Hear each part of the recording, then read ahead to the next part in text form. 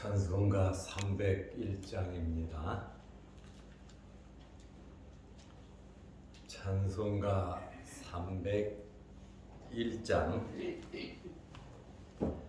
지금까지 지내온 것 주의 크신 은혜라.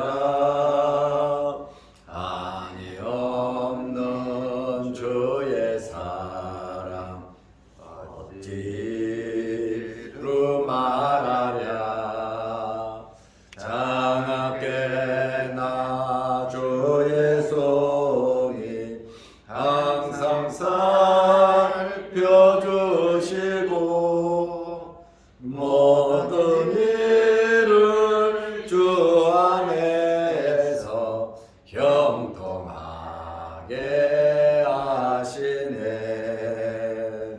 몸도 맘도 연약하나 세일마다 살았네. 물 붓듯이 부으시는 주의 은혜 족하다. 사랑 없는 거리에 나 험한 산길 헤맬 때 주의 손을 굳게 잡고 찬송하며 가리라. 주님 다시 배올 날이 날로 날로 다가와.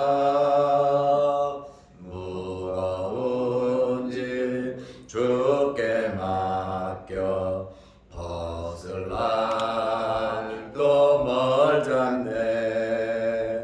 나를 위해 예비하신 고향 집에 돌아가.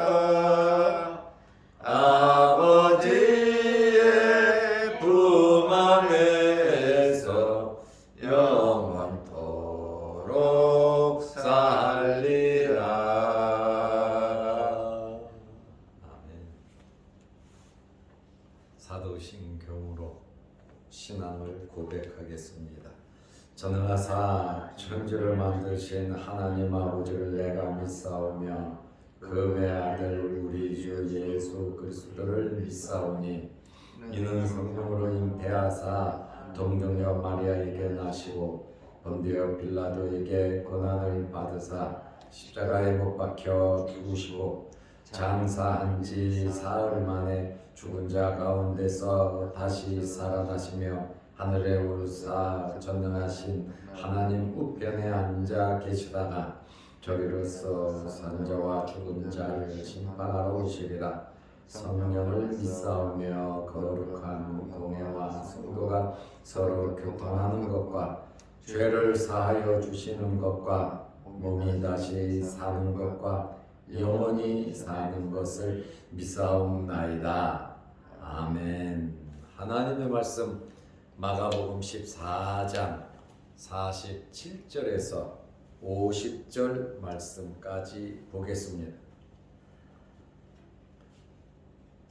곁에 서 있는 자 중에 한 사람이 칼을 빼어 대제사장의 종을 쳐 그 귀를 떨어뜨리니라. 예수께서 무리에게 말씀하여 이르시되 너희가 강도를 잡는 것 같이 검과 몽치를 가지고 나를 잡으러 나왔느냐? 내가 날마다 너희와 함께 성전에 있으면서 가르쳤으되 너희가 나를 잡지 아니하였도다. 그러나 이는 성경을 이루려 함이니라 하시더라. 제자들이 다 예수를 버리고 도망하니라. 아멘. 50절 말씀까지 보았습니다. 여러분들이 기도해 주셔서 광주에 신방을 잘 다녀왔습니다. 그리고 우리 장로님들이 교회를 잘 지키시고 또 관리도 해주셔서 대단히 감사함을 드립니다. 추운 날씨에도 변함없이 끊임없이 주회전에 나와 새벽 예배를 드리는 우리 권사님들에게 건강의 복이 있으시기를 바랍니다. 아멘. 가룟유다는 사랑의 표시인 입맞춤을 통해서 입을 맞춘다고 하는 것은 대단한 관심과 사랑입니다. 아무나 입을 맞추는 것이 아닙니다. 그러나 이러한 입맞춤을 통해서 예수님을 팔아버리는, 예수님을 콕 찍어서 어두운 밤에 군인들에게 알려주면서 기필코 잡아가라고, 철저하게 잡아가라고 군호를 짠 가룟유다가 있습니다. 가룟유다는 이러한 입맞춤을 통해서 예수님을 팔아버렸고, 군병들은 예수님을 알아보고 그 즉석에서 예수님 체포를 하게 되었습니다. 예수님을 손을 대어 잡자 그 옆에 가까이 있던 3명의 제자 중에 하나인 베드로가 칼을 빼들고 예수님을 지키기 위해서 상대방의 목을 노렸지만 그 사람이 피하는 통에 귀를 자르게 되었습니다. 47절 말씀에 보면 곁에 서 있는 자 중에 한 사람이 예수님과 가까이 있었던 3명의 제자, 그 중에서도 베드로를 가리킵니다. 46절에 입을 맞추니 그들이 예수께 손을 대어 잡거늘 얼마나 긴박한 상황인가를 우리는 알 수 있습니다. 칼을 빼어 칼을 휘두른 자가 누구냐? 베드로입니다. 호신용으로 칼을 가지고 다녔겠죠. 이러한 여행을 하는 사람들은 자신들의 안전을 위해서 칼을 가지고 다녔습니다. 그런데 대제사장의 종을 쳐 베드로가 칼을 휘둘렀는데 누구에게 휘둘렀느냐? 예수님을 잡으려고 했던 그 옆에 있던 대제사장의 종을 쳤는데 귀를 떨어뜨렸다고 말을 하고 있습니다. 그런데 이 공관복음을 보면 공관복음은 마태복음, 마가복음, 누가복음입니다. 공관복음에 보면 누가 대제사장의 종의 귀를 떨어뜨렸는지 기록이 되어 있지를 않습니다. 그런데 유독 요한은 요한복음을 기록하면서 요한복음 18장 10절에 보면 대제사장의 종 말고의 귀다, 이렇게 말고라고 하는 이름을 거론했고, 또 사도 요한은 요한복음을 기록하면서 베드로라고 적시하고 있습니다. 베드로가 대제사장의 종 말고의 귀를 잘랐다, 이렇게 요한은 정확하게 기록을 했어요. 이 사람의 이름이 말고인지 요한이 어떻게 알고 기록을 했는가? 요한은 대제사장을 잘 알고 있었습니다. 대제사장을 잘 알고 있었기 때문에 그 주변에 있는 종들도 잘 알고 있었다는 것이죠. 그런데 왜 공간복음에서는 베드로의 이름을 밝히지 않고 요한은 베드로의 이름을 밝혔는가? 베드로는 AD 67년에 로마에서 순교를 하죠.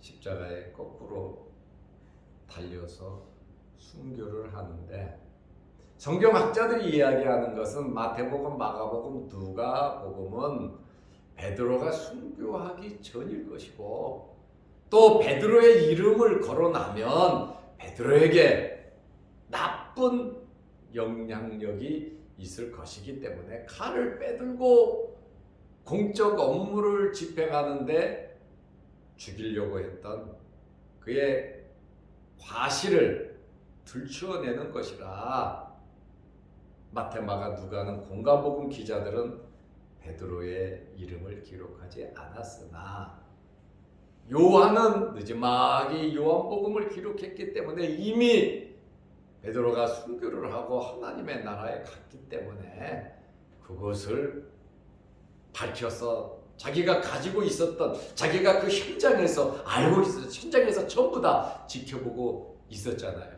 베드로, 야고보, 요한 이 세 사람이 겟세마네 동산까지 갔었고, 주님 옆에서 가룟 유다의 입맞춤과 군병들이 예수님을 잡는 그 자리, 그 장소, 그 순간에도 요한은 그 옆에 있었다는 것이죠. 어둡지만 불빛을 통해서 비쳐나오는 그러한 사람들의 모습을 요한은 밝히 알고 있었다라고 하는 그러한 말씀이에요. 그러다 보니까 성경 기자들이 정말 자세하게, 때로는 안전을 위해서, 보호를 위해서 이렇게 참 세심하게 기록한 것, 물론 성령의 감동이 있었겠죠.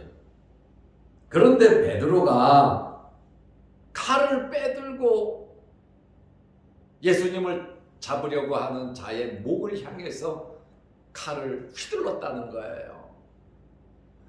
이것은 베드로의 어떤 면에서는 충성이에요. 선생님을 지키려고 하는, 내가 조금 전에 내가 죽을지언정 결코 주님을 버리지 않고 배신하게 안 하겠습니다. 또 베드로는 교만되게, 다른 사람들은 전부 다 주를 버릴지라도 나는 주를 버리지 않겠노라고, 물론 그 얘기를 할 때에 베드로의 진심이었겠죠. 이러한 진심을 바탕으로 나는 예수님을 지켜야 한다, 끝까지 지켜야 한다, 주님과 함께 해야 된다. 그런데 예수님께서 안타깝게 나는 심히 번민하고 고민되고 내가 죽게 되었으니 나를 위하여 기도하라는 그 주님의 부탁의 말씀을 듣고도 3번씩이나 잠을 잤단 말이죠. 우리가 왜 실수를 하고 우리가 왜 잘못을 합니까? 예수님 말씀대로 너희는 여기 깨어있어 시험에 들지 않게 기도하라 그랬거든요. 주님이 그냥 말씀하신 게 아니에요.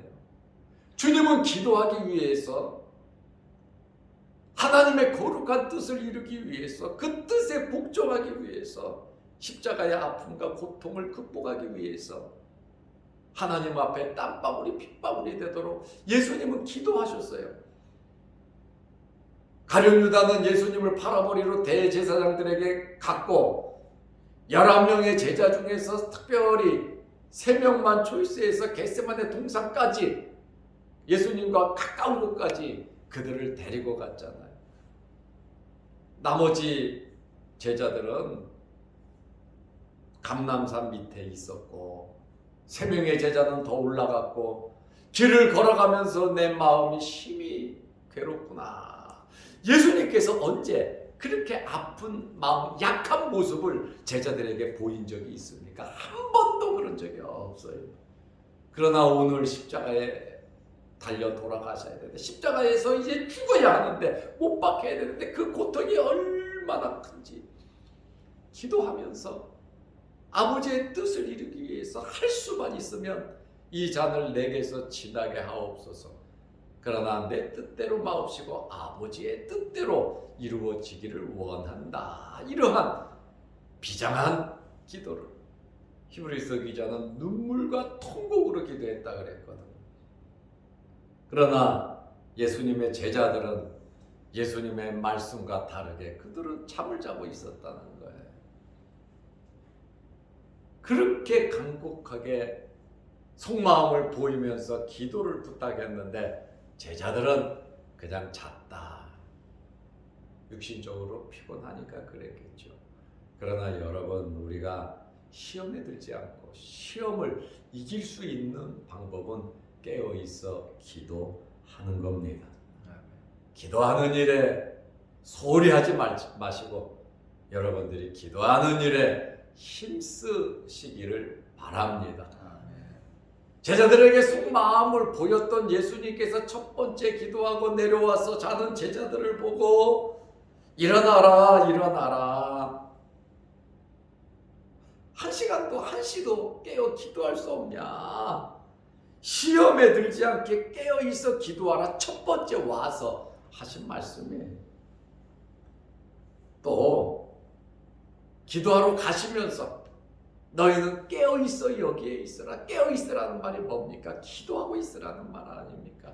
주님께서 계속해서 제자들에게 기도에 대한 말씀을 하고 계세요. 그러나 기도하고 와서 예수님께서 제자들을 책망했습니까? 나무랬습니까? 그렇지 않잖아요. 처음에는 길을 가면서 내 마음이 심히 고민하여 죽게 되었다. 심히 놀라시고 슬퍼하시면서 그렇게 말씀을 하셨지만 기도하시고 하나님께 모든 것을 맡긴 다음에 십자가다. 내가 이 땅에 온 목적을 이루어야 한다. 아버지의 뜻에 예수님께서 철저하게 복종하셨다는 거예요. 그러고 나서 제자들에게 원망하거나 불평하거나 야 이놈들아 내가 너희들에게 기도 좀 해달라 그랬더니 내 속마음을 이야기했는데 내가 너무 안타까워서 깨어있으라. 너희 특별히 세 명을 선택해서 내가 너희들을 데리고 왔는데 너희가 어찌 그럴 수 있느냐. 절대로 그러지 않았단 말이죠. 왜냐하면 기도하시고 하나님의 뜻에 모든 것을 맡겼기 때문에 그렇단 말이죠. 그래서 우리는 기도를 해야 된다라고 하는 그러한 말씀이에요. 기도하는 이유는 내 뜻을 이루려는 것이 아니라 아버지의 뜻을 이루기 위해서 우리는 기도하는 겁니다. 우리가 기도하는 것은 하나님을 설득하려고 하는 것이 아니라 내가 하나님께 설득당하려고 기도하는 겁니다. 아버지의 뜻을 기도하면서 발견해야 하는 것입니다. 예수님께서 너 잘했다. 너 말한 대로 지키네. 베드로 너 최고야. 그래 나랑 같이 십자가 지러 가자. 예수님 그렇게 또 말씀하시지 않았어요. 마태복음 26장 52절에 보면 이에 예수께서 이르시되 내 칼을 도로 칼집에 꽂으라. 칼집에 도로 꽂으라. 칼을 가지는 자는 다 칼로 망하느니라. 하나님의 나라는 칼로서 이루는 것이 아닙니다. 하나님의 나라는 세상적인 힘을 가지고 이루는 것이 아니라 하나님의 말씀은 하나님의 말씀에 순종하고 하나님의 말씀대로 살아가면서 이루어가는 것이지 칼을 가지고 무력으로 이루는 것은 아니다라고 하는 그러한 말씀이에요. 칼 가지고는 하나님의 나라를 이룰 수 없습니다. 칼 가지고는 하나님의 복음을 전파할 수가 없는 것입니다. 사랑으로, 희생으로, 십자가로 복음을 전하는 것이죠. 우리의 삶은 물질 가지고 힘 가지고 사는 거 아니에요. 하나님께서 주시는 힘과 능력 가지고 하나님의 말씀 앞세우면서 살아가는 겁니다.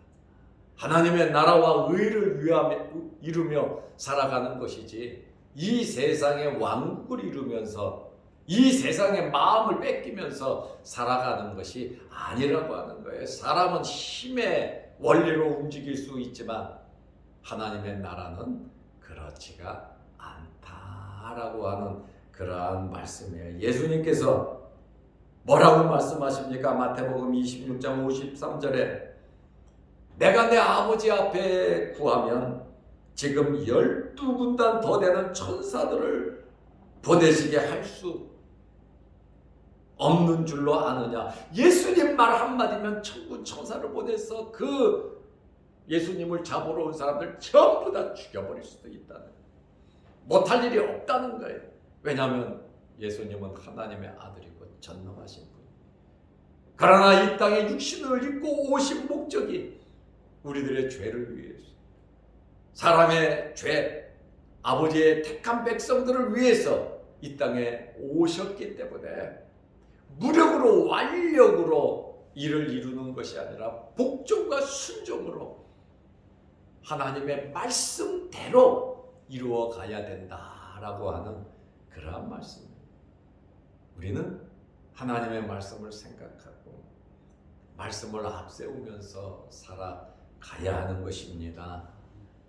인간적인 세상적인 것은 이 세상 사는 이 과정에서 필요한 것이고, 이 세상에 우리가 살아가더라도 하나님께서 주시는 복을 받아 누리며 살아가시기를 바랍니다.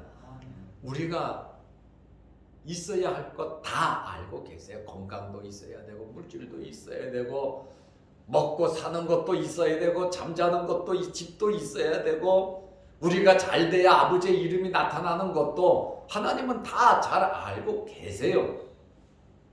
하나님께서 우리를 거지로 살아라는 거 아니잖아요. 하나님께서 우리에게 각자 달란트를 주셨잖아요.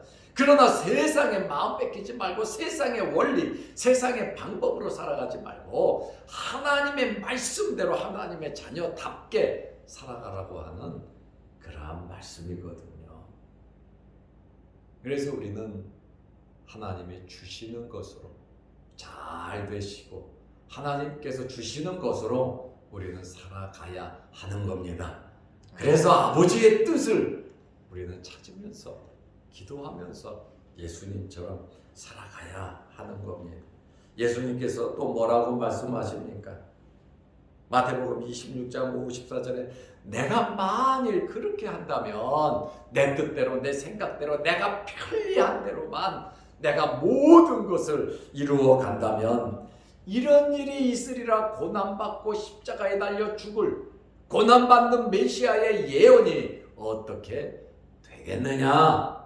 하나님께서 구약 선지자들을 통해서 나에 대해서, 예수 그리스도에 대해서 예언한 말씀들이 엄청나게 많은데, 내가 내 뜻대로 내 편안함과 안일함을 위해서 아버지의 뜻을 생각하지 않고 내가 살아간다면 구약 성경에 예언된 말씀이 어떻게 이루어질 수 있겠느냐, 이렇게 말씀을 하시면서 예수님의 삶의 전체는 이미 구약 성경에 기록된 하나님의 말씀을 이루기 위해서 이루시면서 살아가신 것을 우리는 알 수 있습니다. 신앙생활은 예수님을 닮아가는 거잖아요. 예수님을 본받는 거잖아요. 예수님의 마음을 갖고 살아가는 거잖아요. 예수님은 말씀을 이루기 위해서 살아가셨습니다. 그대로 이루셨어요. 그러면 우리는 어떻게 살아야 됩니까? 주님께서 이루신 말씀대로, 창세기부터 요한계시록 하나님의 말씀 66권을 앞세우면서 그 말씀대로 살아가시기를 바랍니다. 어디에서요? 교회에서요? 어디에서요? 여러분의 집에서요? 어디에서요? 여러분의 일터에서. 여러분들이 어디서 무엇을 하든지 이 세상에서 살아가는 그날까지, 하나님 나라가는 그날까지 하나님 말씀대로 말씀 붙잡고 또 말씀을 알기 위해서 다 노력하고 애쓰면서 깨닫고 이 말씀대로 살아가시기를 바랍니다. 그래서 우리는 우리 믿음이 무럭무럭 자꾸 자라야 돼요. 그리고 말씀을 깊게 봐야 돼요. 깨달아야 돼요. 이 세상 떠나는 하나님 나라 갈 때까지 우리는 하나님의 말씀을 알기 위해서 노력하고 이 말씀대로 살아가기 위해서 우리가 아는 것만큼 그대로 사는 거거든요. 모르면 못 살아요. 그러나 하나님의 말씀을 많이 알면 더 하나님을 기쁘시게 해드리지 않겠습니까? 믿음은 들음에서 나. 무엇을 들어야 됩니까? 하나님의 말씀을 들어야 합니다. 하나님의 말씀을 들을 때 우리의 믿음이 무럭무럭 자라난다는 것을 알고 우리는 하나님의 말씀을 정말 가까이에서 이 말씀을 듣기 위해서 노력하고 애써야 한다라고 하는 그러한 말씀이에요. 마가복음 14장 48절 오늘 본문 말씀에 보면 예수께서 무리에게 말씀하여 이르시되 너희가 강도를 잡는 것 같이, 내가 강도도 아닌데 강도를 잡는 것 같이 검과 몽치를 가지고 나를 잡으러 나왔느냐? 나는 강도가 아니라고 하는 그러한 말씀이에요. 강도라고 하는 이 말은 네스테스라고 하는 단어인데 강도, 도둑, 혁명가, 폭도, 반란자를 의미하는 단어입니다. 너희가 어찌해서 강도를 잡는 것처럼 나를 잡으러 나왔느냐?